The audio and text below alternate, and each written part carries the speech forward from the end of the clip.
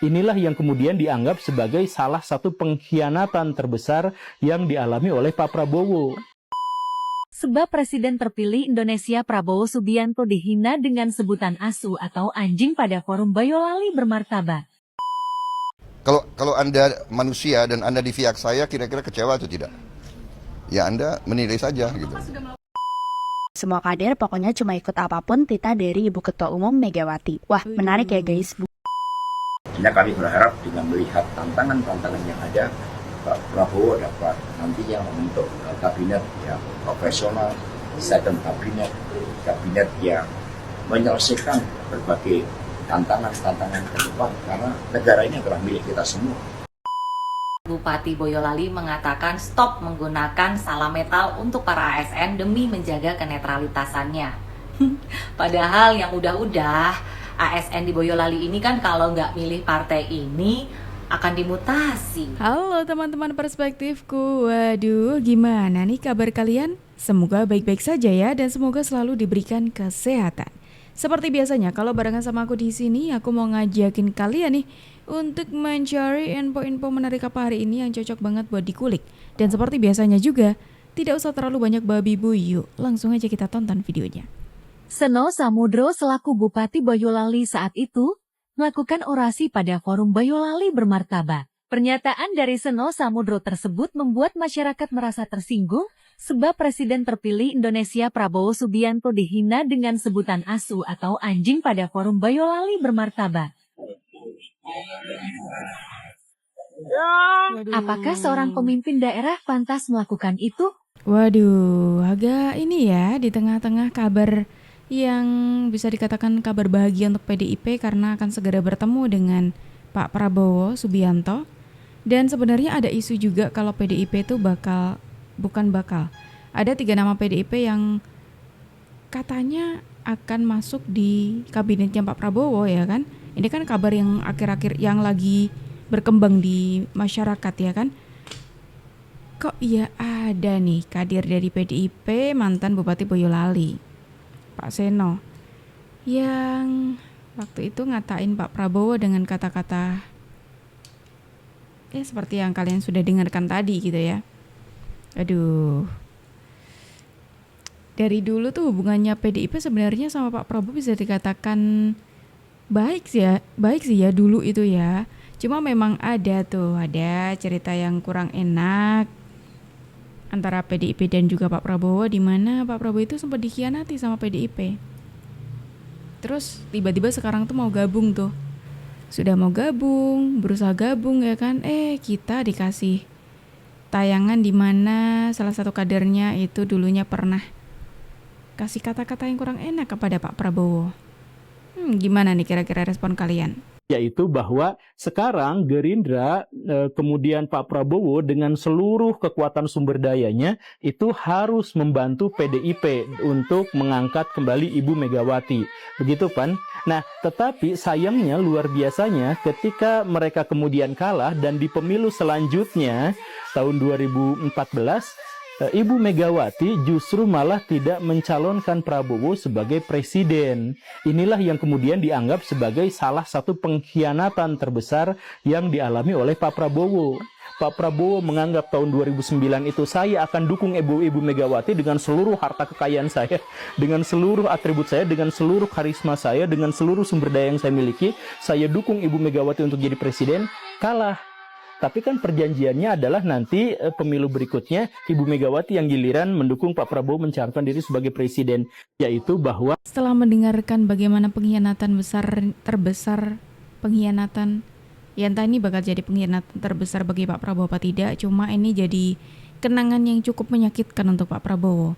Ketika waktu itu Pak Prabowo mendapatkan pengkhianatan dari PDIP. Sekurang baik apa coba Pak Prabowo itu?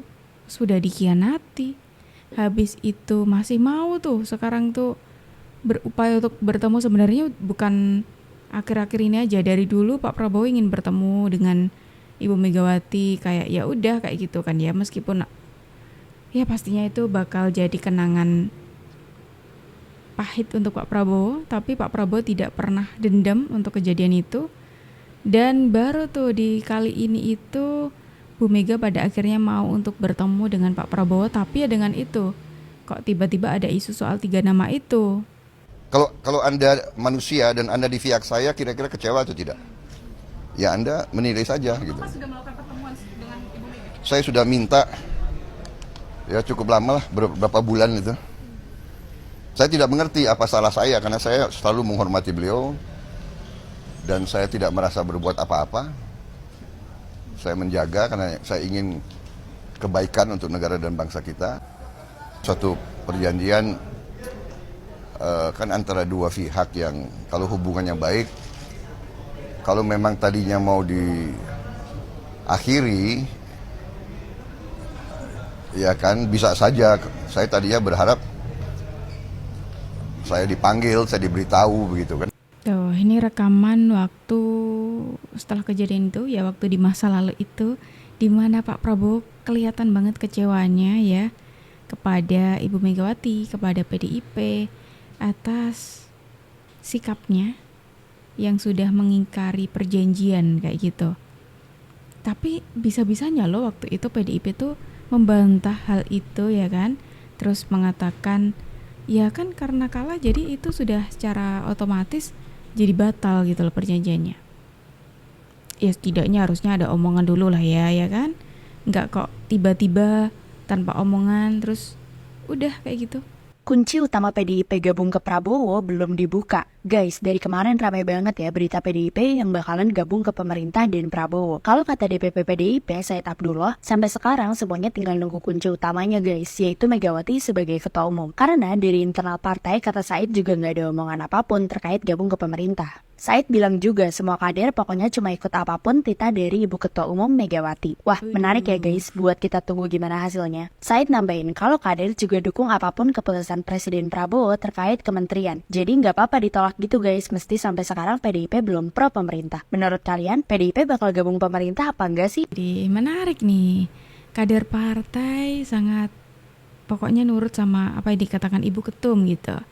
Ini namanya benar-benar menyuarakan suara gitu ya, bukan suara rakyat, suara partai. Karena tidak ada persoalan antara Bu Mega dan Pak Prabowo. Bahkan di dalam kerjasama pemilu presiden tahun 2009 ada kesesuaian platform partai. Misalnya keberpihakan kepada petani di dalam membangun kedaulatan ekonomi kita, kedaulatan energi, ada banyak kesesuaian. Sehingga untuk kepentingan bangsa dan negara, bagi kemajuan rakyat, kemakmuran rakyat, semua harus bekerja sama. Tetapi demokrasi, ya apapun bentuknya, itu juga tetap memerlukan adanya suatu penyeimbang. Demokrasi juga memerlukan kritik, sama PD Perjuangan juga memerlukan kritik. Tetapi kepentingan bangsa dan negara akan dikedepankan oleh PD. Kapan rencananya Pak pertemuan itu? Ya nanti dalam komunikasi politik secara intens sedang dilakukan.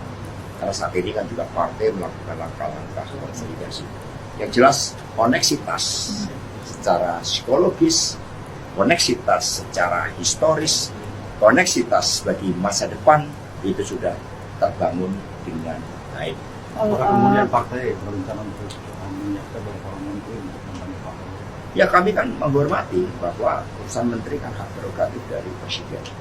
Hanya kami berharap dengan melihat tantangan-tantangan yang ada, Pak Prabowo dapat nantinya membentuk kabinet yang profesional, second kabinet yang menyelesaikan berbagai tantangan-tantangan ke depan, karena negara ini adalah milik kita semua. Kita punya tanggung jawab apapun perannya itu terhadap masa depan bangsa kita. Jadi sendiri apakah akan bergabung dengan pemerintah Prabowo? Persoalan bergabung atau tidak merupakan keputusan strategis yang menjadi kewenangan dari Ibu Megawati Soekarno Putri.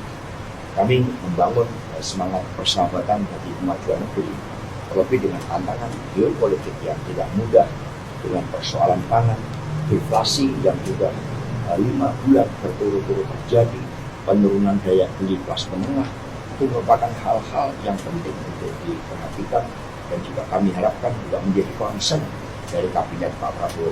Widih, lama tidak berjumpa dengan Pak Hasto nih. Kali ini Pak Hasto bersuara mengenai pertemuan antara Ibu Mega dan juga Pak Prabowo yang katanya untuk membangun bangsa gitu katanya. Jelang pemilu 2024, Bupati Boyolali mengatakan stop menggunakan salam metal untuk para ASN demi menjaga kenetralitasannya. Padahal yang udah-udah, ASN di Boyolali ini kan kalau nggak milih partai ini akan dimutasi.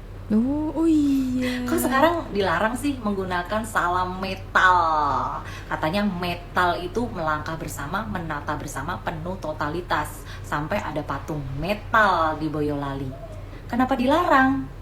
Ini metal melangkah bersama, menata bersama, penuh totalitas, atau metal merah total nih?